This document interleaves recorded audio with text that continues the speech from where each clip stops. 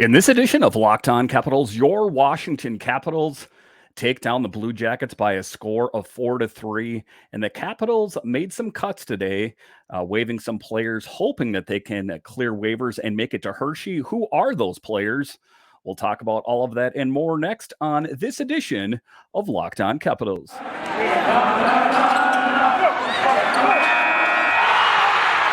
Your Locked On Capitals, your daily podcast on the Washington Capitals. Part of the Locked On Podcast Network, your team every day.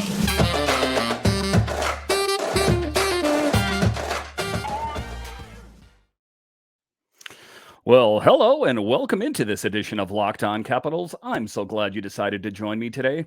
As always, this podcast is free and available on all the major platforms. And I want to thank you for making this your first listen or view of the day.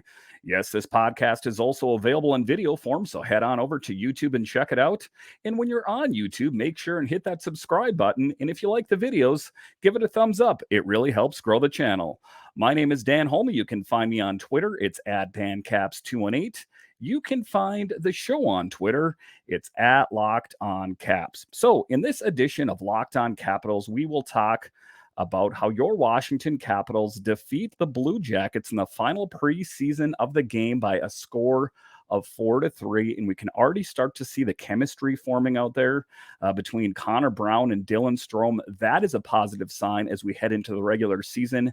And then also the great play by Darcy Kuemper. We'll talk about that in the show. And then later on, we will talk about some of the players that were cut and most likely going to be waived and hopefully sent down to the Bears. But there is the possibility that some of those players could be claimed by other teams. We'll talk about that later in the show, but just to get it going off the start here, your Capitals, they win the final preseason of the game, and that is a good sign.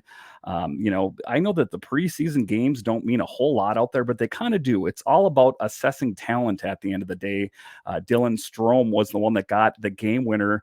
Strome capped off a strong preseason by scoring the game-winning goal 39 seconds into overtime on Saturday night at Capital One Arena, enabling the Caps to claim a 4-3 victory over the Columbus Blue Jackets. And this Blue Jackets team that everyone's talking about, why did Johnny Gaudreau want to go to the Blue Jackets? Actually, given credit where credit's due, played a really solid game, as we saw it went to overtime there. And then John Carlson and Connor Brown converged on Blue Jackets winger Johnny Gaudreau in the Caps end, shaking the puck loose from him as he entered the slot. Carlson carried behind the Caps cage and then fired a long stretch pass up to the right wing wall to spring Brown into Columbus ice 2-on-1 with Strome on the left side. Brown feathered a saucer feed over the defender's stick and Strome buried it in tight to win it for Washington. And, you like to have these games all won in regulation, don't you? But, a win is a win. And, it's building blocks. And what you were starting to see is the lines take shape out there. We kind of knew who was going to play where, but, it's just the early signs that are encouraging for this team. The chemistry between Brown and Strome, I thought was very encouraging out there. Also, to see the production out of Mantha and seeing Alex Ovechkin do what he does best out there was also great. We were talking before the game face-off there that if we get a chance, we're going to just go recount Strome. That's how overtime works. Usually, I didn't play much overtime last year, so happy to get the opportunity to be out there. Brownie made a heck of a pass. It's a 3-foot saucer pass right over a sliding defenseman for an open net. You can't ask for more than that. And if you guys didn't get a chance to check out the video, it's on YouTube or on NHL.com. Just a really sweet goal by Dylan Strome there to get the game-winning goal. Facing each other for the second time in as many nights, Saturday nights rather, the Caps and Jackets combined for a somewhat choppy but entertaining game one that featured 4 power plays on each side and a combined total of 70 shots on net. This is written on caps.com. It was good, said Caps coach Peter Laviolette of the Special Teams Affair. Probably both teams are happy to get work. You get a lot of power plays, a lot of penalty kills. You get overtime. There's a lot of full lineups in there. So I think it's a good setup for the opening night where you get a lot of work in. And it was a good testing ground, and it was a good battle out there between two teams. The Columbus Blue Jackets fielded primarily starters out there. So, it was a real good gauge to see what this Capitals team had in the tank. It's not like they were playing, the AHLers in the beginning of the preseason. This was the final game before the regular season. So this was primarily the starters.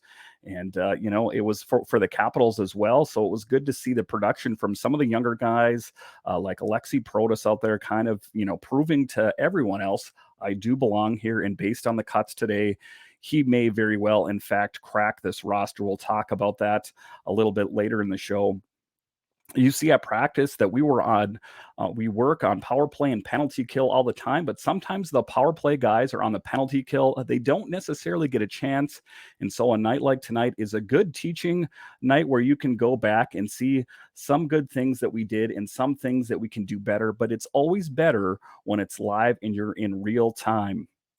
And they were talking about that they were actually going to do a shootout at the end of the night, but both team captains, Ovechkin and Columbus, they said, no, we're not interested in doing that. So, I could tell by the end of the night, they're probably gassed and they wanted to conserve their energy heading into the regular season out there. But it was a fun game to watch overall. There were parts of it that were a little slow, but at the end of the day, they got a good win out there. The first half of the opening period was quiet, particularly in relation to the second half.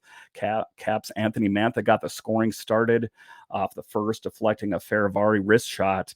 And that was one of the ones at first they were crediting Martin Faravari on that goal, but just looking at it, it was a pretty sweet goal. And like I say, it was good to get Mantha on the score sheet. But then the other big things out there was the production of the power play and the penalty kill. Just some really great work out there. In the preseason finale on Saturday, both groups got plenty of work as the Capitals and Columbus Blue Jackets logged a combined 8 penalties. In Washington's 4-3 overtime victory, the Capitals went 1 for 4 in their power play opportunities, scoring an Ovechkin one-timer in the final minute of the first. With TJ Oshie out due to an upper body injury he suffered in Wednesday's exhibition win over to the Detroit Red Wings, the Capitals' top power play consisted of Ovechkin, Evgeny Kuznetsov, Connor Brown, Dylan Strome, and John Carlson. Brown was Oshie's replacement, reprising the role he took on in relief Wednesday when he scored a go-ahead goal in the third. And that was just some great production by some integral players on the team. Feel really confident out there. I think everyone does, Strome said after the game. When you got a guy like Kuzi handing the puck and a guy like Ovi shooting the puck, a guy like John distributing from up there and shooting, I think it could be a pretty lethal and it's fun to be a part of. And that was just kind of a good moment, is just to see the guys gelling and firing on all cylinders, seeing what they have playing together, and it's a really solid lineup. I am very positive about this team going forward. Again, like I said, despite what everyone else around the league is seeing, that they don't see this team going very far. From what I've seen on the ice, I'm very encouraged, and I do think that this Caps team does have an opportunity to make a big push this season. Washington went 3 for 4 on the penalty kill, finishing the preseason with a rate of 81%, 17 for 21. The Capitals hired Hershey Bears head coach Scott Allen this summer to be the new assistant under Peter Laviolette, with a focus on forwards and penalty kill, emphasizing the importance of aggressiveness for the special teams unit. And it is noticeable having Scott out there that, especially on the penalty kill, it seems, especially someone like Connor Brown out there who specializes in that, it just seems like they've upped their game, in comparison to what they've had before. So just a really positive sign out there. Kuznetsov, Brown, Nic Dowd, Connor Sheary, Martin Faravari, Nick Jensen, and Trevor Van Riemsdyk all logged at least 3 minutes of ice time during shorthanded situations. So to see those guys out there and getting that production in, like I say, that was a good sign. And another good sign for me is seeing what Darcy Kuemper has in the tank in real world, real time, not taking a look at the back of his hockey card, but actually seeing what he has out there. And what I saw out there was a really solid netminder. It's never going to be a situation where, he doesn't give up any goals. I think that, he did an outstanding job. Darcy Kuemper stopped 36 of 39 shots against Columbus. In 3 preseason appearances, Kuemper posted a 2-0-0 record with a 1.97 goals against average and a .938 save percentage. So I don't think we can really ask for anything more from Darcy Kuemper in 2.5 Capitals preseason games, 76 saves, 5 goals allowed, a .938 save percentage, and a 1.97 goals against. He said after tonight's game, he's feeling good going into the regular season now. Easy to see why. And I'm sure with him too, there was some unease of coming to a new team, seeing what the defense is playing like in front. Because a lot of times when you look at these lineups, it's how you have it sketched out. This is how it looks like it can be, but to actually see it come together on the ice. And it's not theory, it's not conjecture. We actually saw it in real time. Darcy, kind of living up to his namesake and doing a really great job. The one thing that I will say about him is just based on, him not ever really taking the lion's share of starts at any point of his career, is I think that Charlie Lindgren is going to play a pretty pivotal role on this Capitals team. In years past, it's been the number one goalie plays the lion's share of the games, and then maybe the backup gets if they play a back-to-back. But I do think that Charlie is going to play more games than he typically has, or than the Capitals usually have it done. Just taking a look at Darcy and his history of injury, I don't really think that they want to risk that. So I wouldn't be surprised if you see Charlie get a fair amount of starts this season. I don't know exactly what the ratio will be. I mean, I can't even really guess, but I do think that will be the case. And, it's a good thing that, the Capitals didn't settle for just getting Kuemper and then sticking, with Vanacek or Samsonov. They went out there and they solidified and got 2 really great netminders. So I think the Capitals are in a good position this year. And again, there's so much to be positive for on this team. I don't see why people want to see the negative in this team already. All right, so after the break here, we will talk about the cuts that were made to this Caps team. Some of them are tough ones. Some of these are faces that you see cut year after year. And, it's kind of heartbreaking to a certain extent to see these guys that put in so much time and they get cut at the last minute. Who are those players? We'll talk about that next.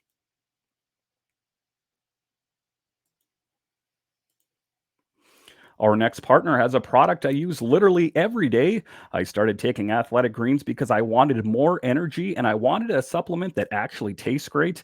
I wanted to see what the hype was about.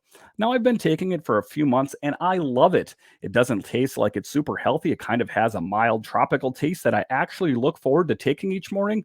So what is this stuff? With one delicious scoop of Athletic Greens, you're absorbing 75 high-quality vitamins, minerals, whole foods, superfoods, probiotics, and adaptogens to help start your day right. This special blend of ingredients supports your gut health, your nervous system, your immune system, your energy, recovery, focus, and aging, all the things. And I personally use it because I have young children at home. And if you're a parent out there, you can relate to why you need that extra energy.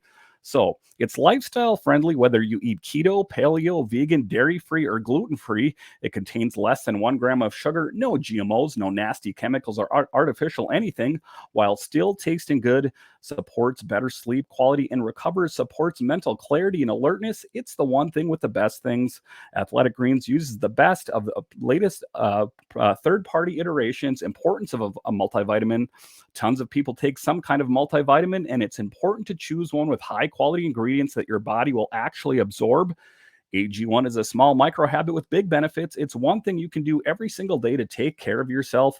Your subscription comes with a year's supply of vitamin D, which is so important to add in these winter months when we don't get as much sunlight and winter is coming here. If you guys notice, the days are getting shorter and shorter. It costs less than $3 a day. You're investing in your health, and it's cheaper than your cold brew habit. It's cheaper than getting all the different supplements yourself. You're investing in an all-in-one nutritional insurance. To make it easy, Athletic Greens is going to give you a free 1-year supply of immune-supporting vitamin D and 5 free travel packs with your first purchase. All you have to do is visit athleticgreens.com/NHL network. Again, that is athleticgreens.com/NHL network to take ownership over your health and pick up on the ultimate daily nutritional insurance.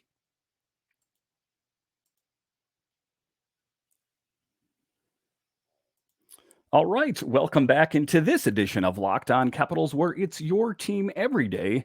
In this episode, we are going to talk about, in this next segment, the tough part, the cuts that were made today.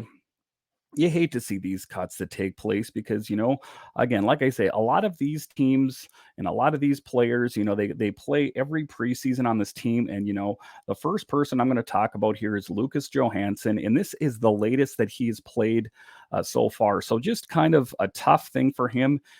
He was really trying to find a role on this team on defense, and the Caps ended up going with Gustafsson instead. So just, kind of a sad moment out there. TJ Oshie, Dmitry Orlov, and Lars Eller are all in regular jerseys and practicing with the Caps this morning. That's Sunday morning. Not on the ice, Axel Jonsson-Fjallby, Brett Leason, Henrik Borgstrom, and Lucas Johansen. And then we find out Johansen, along with Borgstrom, Fjallby, and Brett Leason, went on waivers after practice. If he clears, he will head to AHL's Hershey Bears. So, some tough news out there for those teams. It's a tough pill to swallow. As you know, we lost Axel Jonsson-Fjallby before to the Sabres, and we were able to get him back.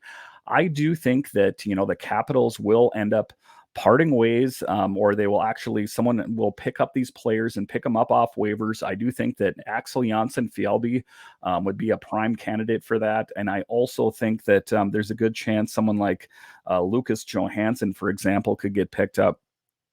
Kind of a top defenseman in the Washington Capitals organization that just, never really seems to find his way on this team. And it's a tough thing to watch out there because he's a guy that puts in the work year after year.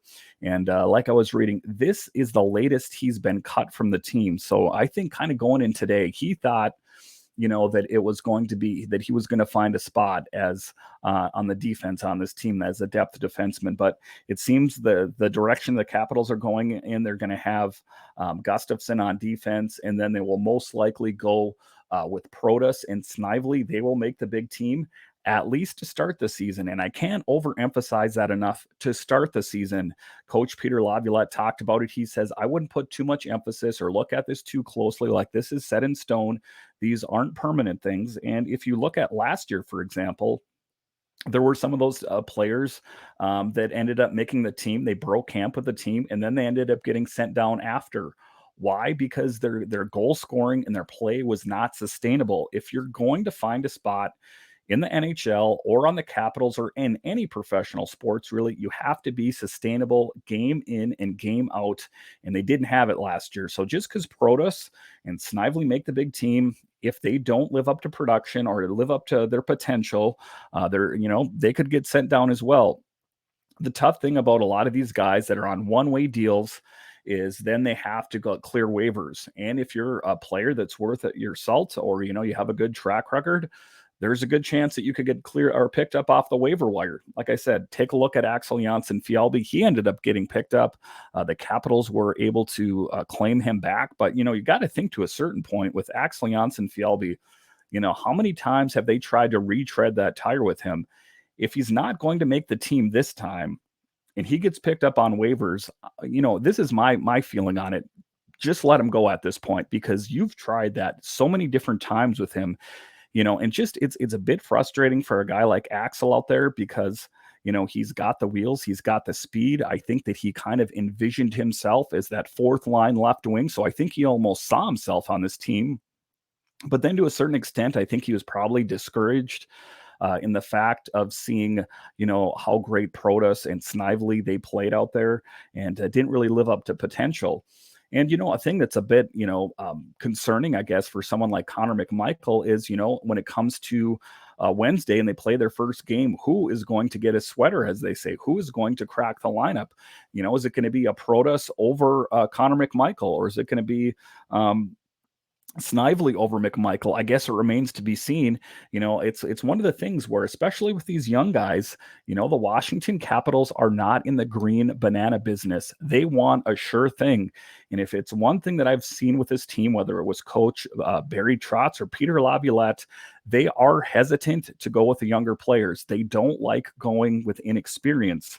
And it is a bit different on the Capitals than other teams. You do see some other teams that don't have that reluctance to go with younger players. And I know that Protas and Snively made the team, but other than them, if you take a look at it, it's been like Faravari, and that's been it for quite some time as far as young players that have cracked this roster. And I know over the years, you can look at John Carlson and Braden Holtby, but I'm talking within, like, say, the last 5 years, there hasn't been a lot of players that have kind of worked their way up through the system and stayed here.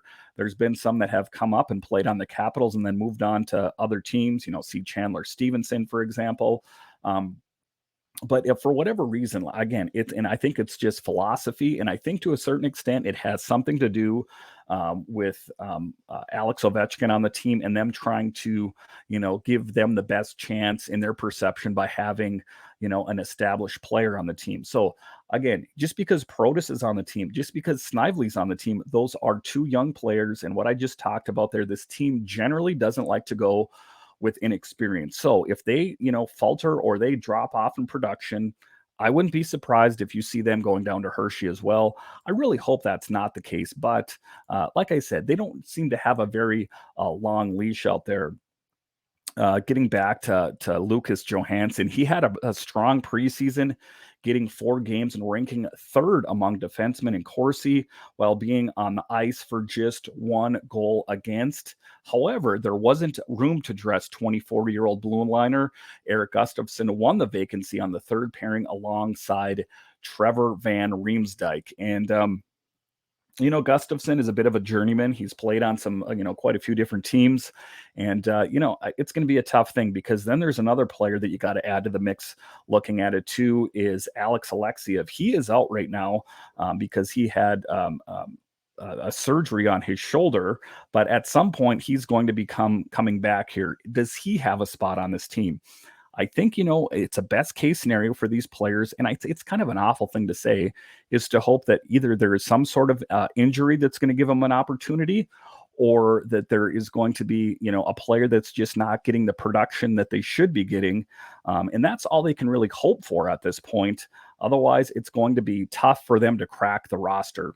All right, so after the break here, we will continue to talk about the cuts that were made to this Caps team and what it means going forward. We'll talk about that next.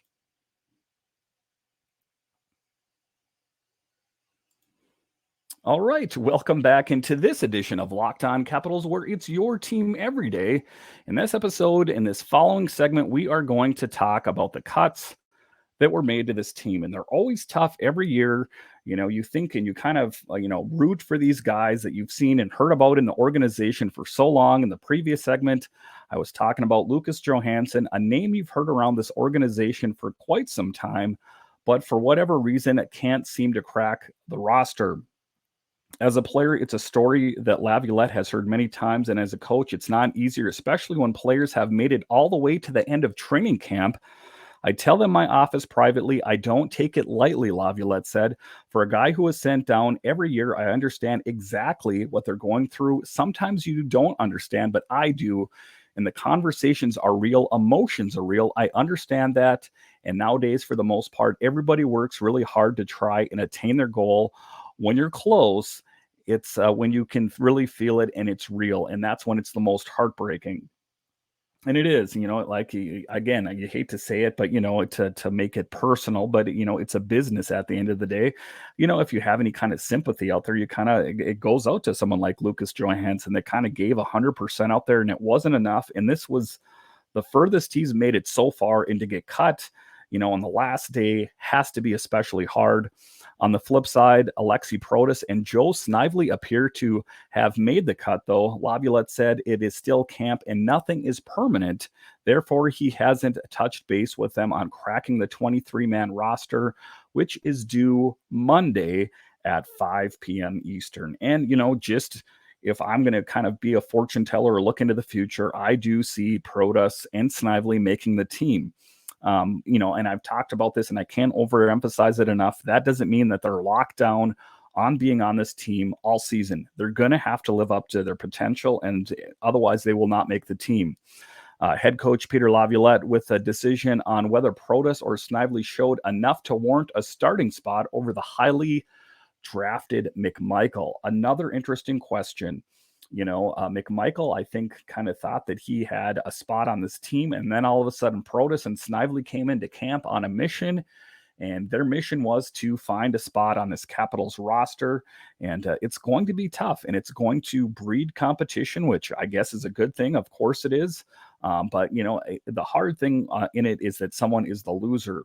Connor is here. He's going to be in a competition to be in the lineup and make a difference. Laviolette said at practice Sunday, we've got some young players here still. He's still young right now. Guys like Protas and Snively have come up and made some noise as well while they're here to battle. And, that's what it's about. And you really do hope that, I know they all can't be on the team and they can't be in the lineup every night, but it is a tough business, and it's something that they've been doing for years. They're no strangers to it.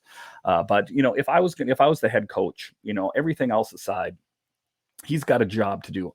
I would definitely, he's making the right decision. I don't think he's making an incorrect decision. It's just a tough decision to make.